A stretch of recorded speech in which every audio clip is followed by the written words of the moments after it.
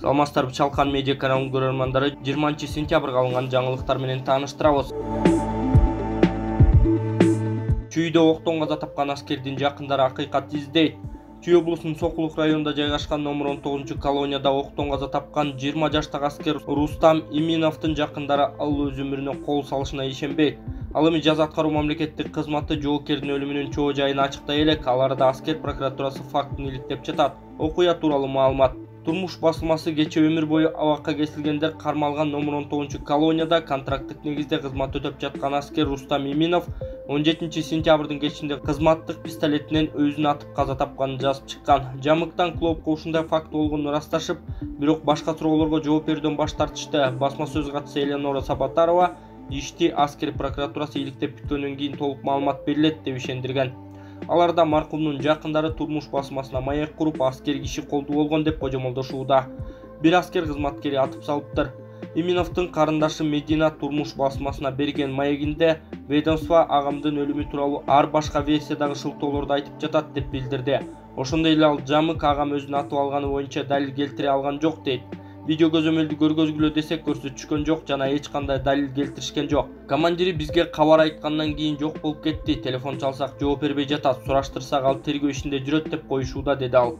Иминова агасынын акыркы сапарга узатуу зыйнатына катышкан палчандарынын бири апасына аскерди башка бирөө атканын айтты дейт. Көмүп келген соң боз үйгө кирип апама балаңыз өзүн атып албайт эле деди. Кичүү лейтенант деди. Айтор чинин унутуп калдым. Бир аскер кызматкери атып салыптыр. Ок аркасынан кирип көзүнөн атып чыгып, башка баланын бетине дагы жарып кеткен дешти, дейт ал.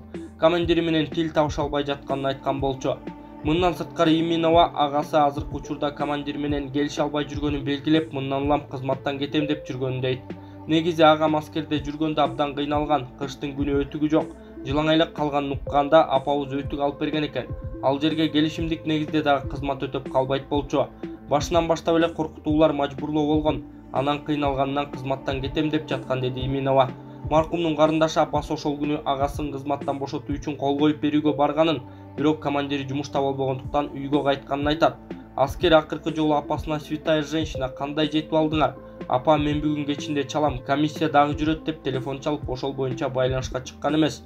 Ошондон 2 саат өтпөй эле, тактап айтканда кечи 20:00дөн 20:30 чамаларында командири апама телефон чалып, «Эже, эмне деп канын кайнатып алгансыз? Балаңыз атынып алыптыр, фучке келгиле» дептир.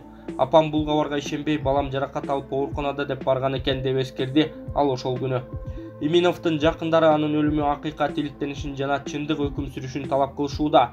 Аскердеги ушундай көрүнүштөрдөн бирөөнүн ал мончоктой баласын өлтүрүп, ата-энесин ботодой боздотуп жатышканын элге айтып калыстык издегибиз келди деп сөзүн жыйынтыктады маркумдун карындашы. Тажикстандык студенттер этникалык кыргыздар Кыргызстанга киргизилбей жатат. Кыргызстандын окуу жайларында билим алган 100дөн ашык тажикстандык студент Кыргызстанга келип, окуусун уланта албай жатат. Бул тууралуу Азаттыктын тажик кызматы жазып чыкты.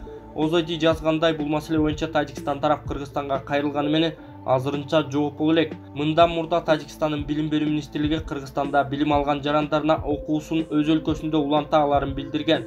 Андан кийин бир топ студент өз өлкөсүндөгү окуу жайларга которулуп кеткен. Сунушталган бөлүм өзүнүн адистиги боюнча болбогондуктан же Кыргызстанда окугусу келгендиктен айрымдары которулуудан баш тартышкан. Кыргызстанга келүү окуусун уланта албаган тажикстандыктардын арасында этникалык кыргыздар дагы бар. Буга чейин алар да Кыргызстан бийлигине кайрылып, окуусун улантуу маселесин чечип берүүнү өтүнүшкөн. Эскерте кетсек, быйыл апрель айынын аягында кыргыз-тажик чек арасында куралдуу кагылыш болгон. Анда Кыргызстан тараптан 36 киши каза болуп, 180ден ашык киши жаракат алган. Тажик тараптан 19 киши өлүп, 87 киши жарадар болгону расмий кабарланган.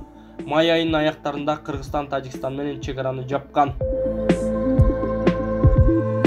Бишкекте Фрунзе заводунун аймагынан бомба издеп жатышат. Борбор калаадагы Фрунзе заводунун аймагынан бомба изделип жатат. Бул тууралуу Ленин райондук милициясынын маалымат кызматы билдирди. Жарылуучу зат коюлганы тууралуу жашыруун билдирүү милицияга саат 14:50 түшкөн. Жерине ыкчам тергөө тобу Ленин райондук жана Бишкек шаардык милициясынын жетекчилиги чыгып кеткен. Жарандардын коопсуздугун камсыздоо жана эвакуациялоо максатында заводдун аймагы курчоого алынган. Ошондой эле УКМКнын кызматкерлери дагы келген. Учурда издөө жана текшерүү иштери жүрүп жатат. Кенен маалымат кийинчерээк берилет деп айтылат маалыматта.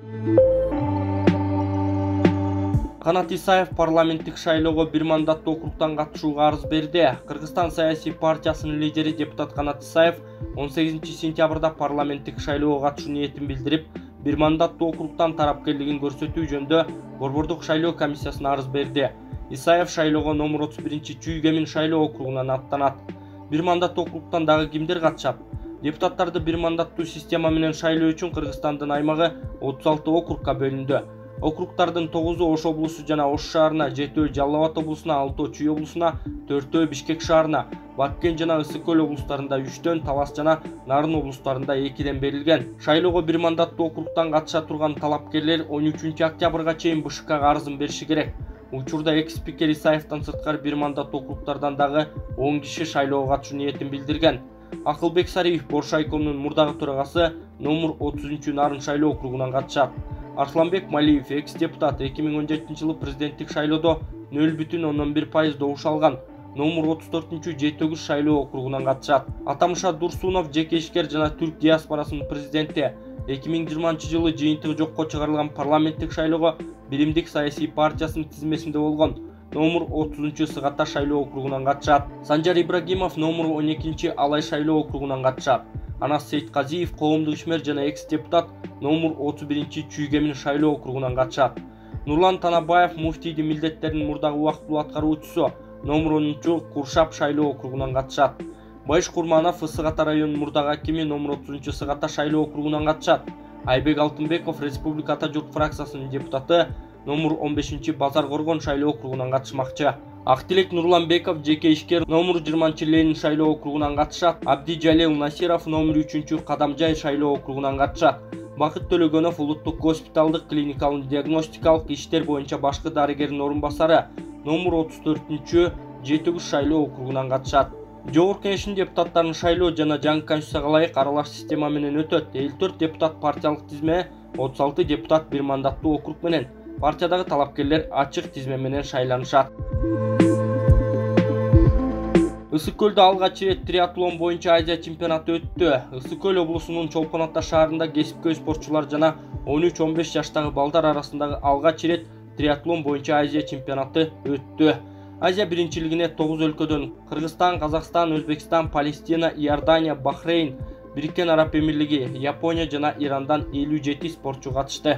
U15 категориясында 13-15 жаштагы балдар жана кыздар 300 метр сууда сүзүү, 8 км веложарыш жана 2 км чуркоо боюнча таймашты. Жыйынтыгында балдар арасындагы жарышта 1-3 орунду Казакстандын спортчулары ээледи, ал эми кыздар арасында 1 жана 3 орунду Казакстандын спортчулары, ал эми Кыргызстандын спортчусу Альфина Артыкходжаева күмүш медаль алды. Дастан Бекешев элден дээрлик 2 миллион сом топтоду. Жогорку Кеңештин депутаты Дастан Бекешев парламенттик шайлоого бир мандаттуу округтан талапкер болуу үчүн элден жардам чогултууда. Бул тууралуу ал Facebook баракчасына жазды. Анын айтымында бүгүнкү күндө көптөгөн адамдар ага жардам катары акча берүүдө. Бүгүн 1.956.056 сом чогулду. 5 миллион болуш үчүн 3.056.943 сом калды деп билдирген Эрекулүү Дастан Бекешев. Салык кызматы унаа салыгын убагында төлөбөгөндөрдү аныктоо үчүн рейд жүргүзө баштады. Мамлекеттик салык кызматы ИИМдин жол коопсуздугун камсыздоо боюнча башкы башкармалыгынын кызматкерлери менен бирге салык төлөбөгөн унаа ээлерин аныктоо боюнча рейдтик иш-чара жүргүзө баштады. Бул тууралуу салык кызматынын басма сөз кызматынан билдиришти. Белгилей кетсек, быйылкы жылдын унаа салыгын төлөө мөөнөтү 1-сентябрда аяктаган. Ал эми салыкты өз убагында төлөбөгөндөргө карата өлкө мыйзамдарына ылайык 1000 сом өлчөмдө айып пул каралган. Ошондой эле өз учурунда төлөнбөгөн салыктын ар бир күнү үчүн туум эсептелет. Мындан улам салык кызматкерлери туумдун өсүп кетпеш үчүн унаа ээлерин салыкты кечиктирбей төлөөгө чакырат. Аталган рейдтик иш-чара салык төлөбөгөндөрдү аныктоо үчүн гана эмес, халк арасында түшүндүрүү иштерин жүргүзүү максатында да жүргүзүлүп жатканы айтылат маалыматта. Экс-депутат ири өлчөмдө алдамчылыкка шектелип кармалды. Кыргызстан саясий партиясынан мурдагы депутат Кубанычбек Нурматов тарабынан жасалган ири өлчөмдөгү алдамчылык фактылары боюнча сотко чейинки өндүрүш иштери жүргүзүлүүдө. Бул тууралуу Улуттук коопсуздук мамлекеттик кызматынын басма сөз кызматынан маалымдашты. Маалыматка ылайык 2013-жылы Кубанычбек Нурматов Кыргыз Республикасынын эсептөө палатасынын аудитору болуп турган учурда $500 000 ашык суммадагы кыймылсыз мүлктү алдамчылык менен алып алган. 20-сентябрь күнү Кубанычбек Нурматов алдамчылыкка шектелип кармалып, УКМКнын убактылуу кармоочу жайына киргизилди.